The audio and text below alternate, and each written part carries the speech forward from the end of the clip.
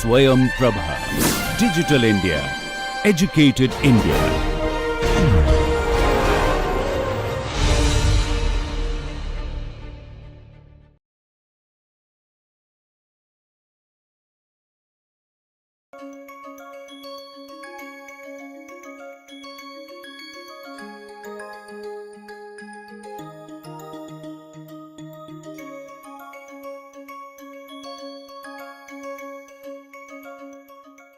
After dosha, look at what is Agni. So, Samadosha, Samagnischa.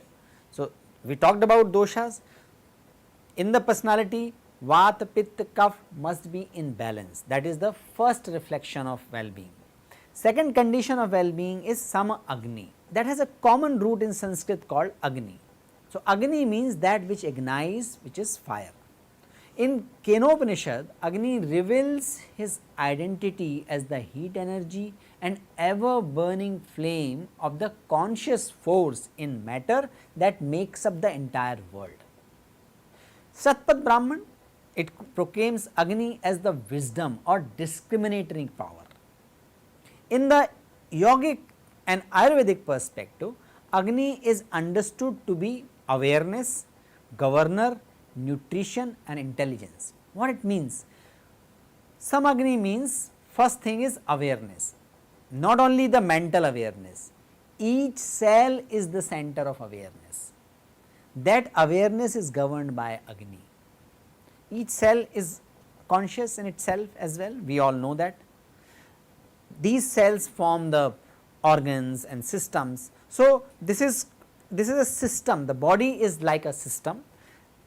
And like any system, it is made up of a smaller system and part of the bigger system. So, at the basic level of awareness, Agni is the one which governs the process of that.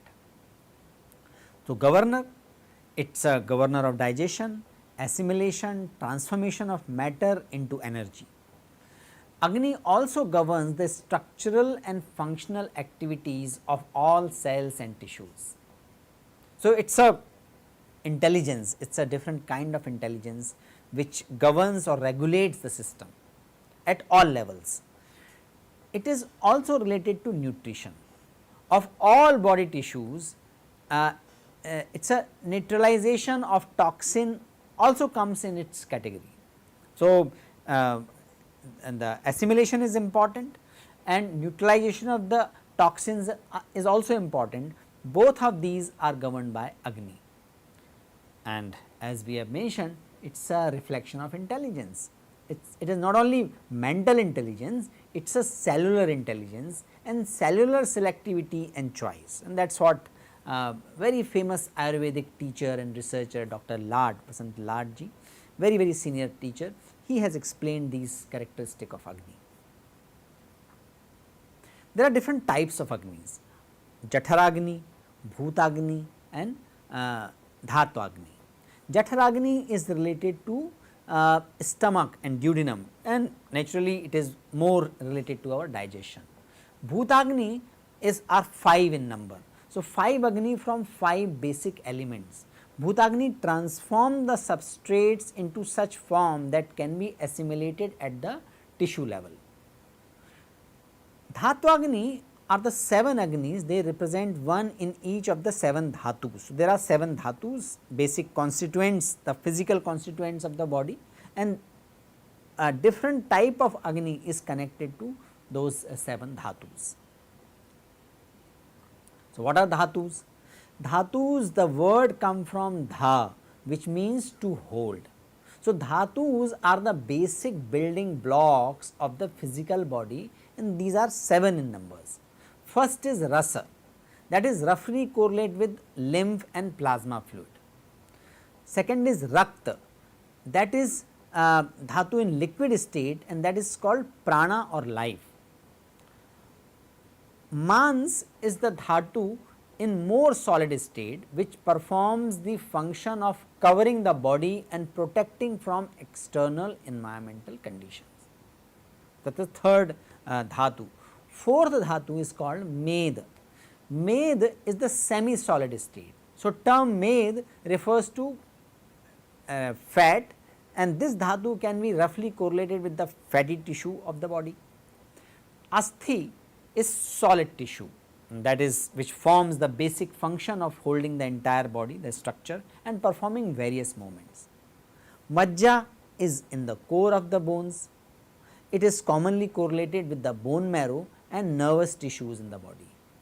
And Shukra, that is the final, the most refined dhatu, that means bright, pure and radiant. Shukra means bright, pure and radiant, and this is commonly used term to describe male and female, so male semen and female egg.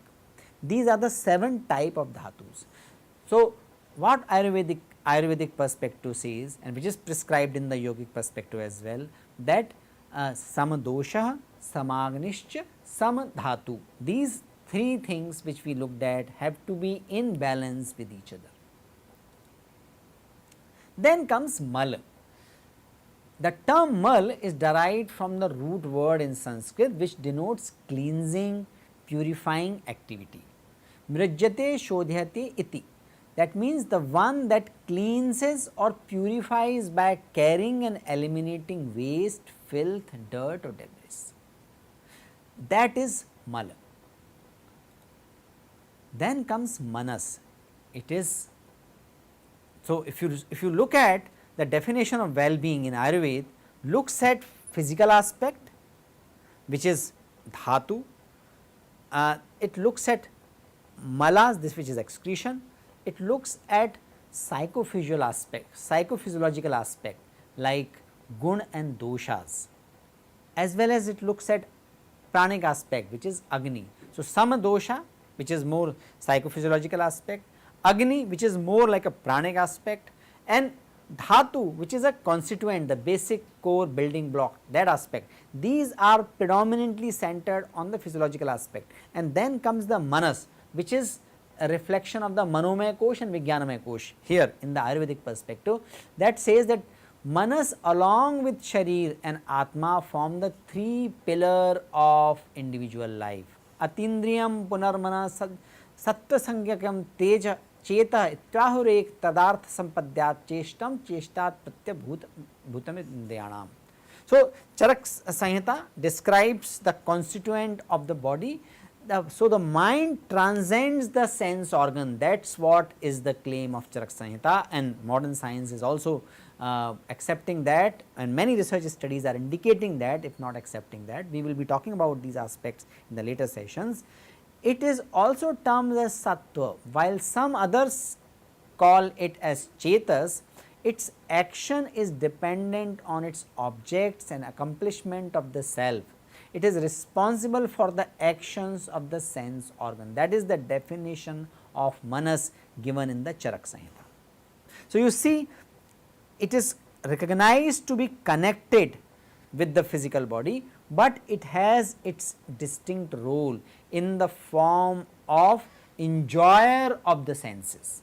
So, senses follow the direction of manas, and that is its actions are dependent on its object, which is to which it is connected to, and accomplishment of the self. So, Atman, which is the deeper than manas, that governs the man, but man operates in connection with the external objects.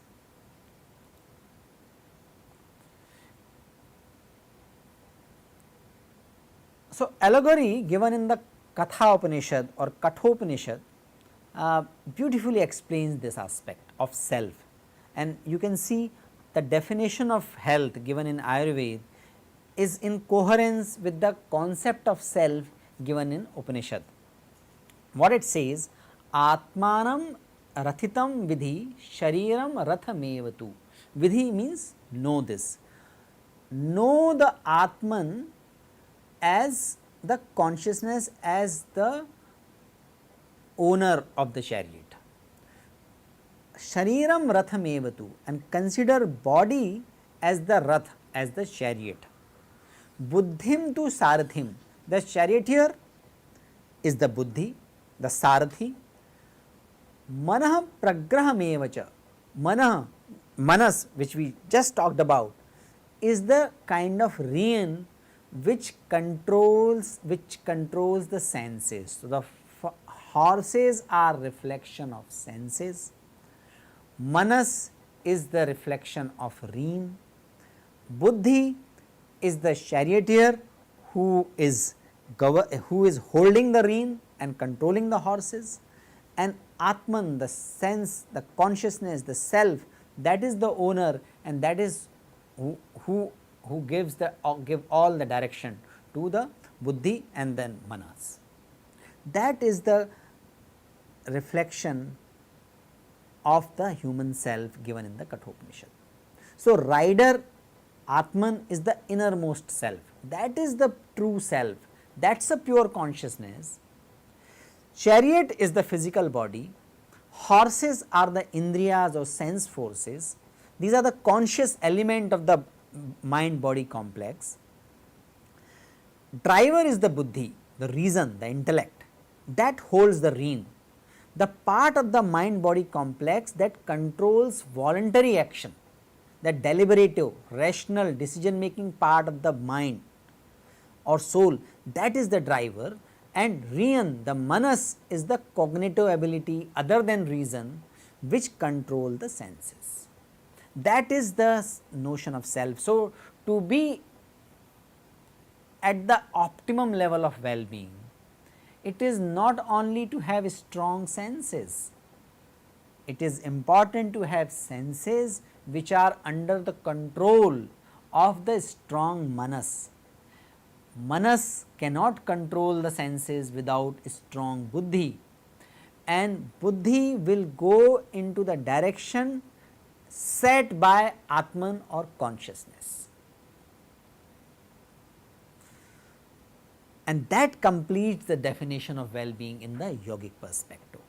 Prasannatmendriya manah, individual having a strong mind which is not agitated with in adversity, one who is free from desire and who is devoid of attachment, fear and anger. That is the one sign of the highest possible well-being. Second, the person who is without selfish motive, who not overjoyed in the positive situation and disgust not in the adverse condition, and maintains a equanimous state and have a good mental well-being. On the contrary, a person who obtains possessions of pleasure which are beyond the ability and does not feel blessed with the things that is already with him suffer from mental sickness. So, this is beautifully explained by Guru Prasad ji in his book Concept of Health in Ayurveda. Health, well-being, happiness are beautifully covered in the Ayurvedic tradition, which are prescribed and which are accepted as it is in the yogic tradition as well. They talk about the bodily balance, balance of mind and a strong sense of identity, sense of self, which is not seeking only outside pleasures, which is enjoying within, and that is why it is devoid of attachment, fear and anger. So, this completes the definition of well-being. We need to reflect on what are my scores on Vata Pitta Kapha Prakriti questionnaire. I mentioned that questionnaire is sent to the people who are registered for the NPTEL course. That tells us how we can regain our balance, how we can maintain our balance.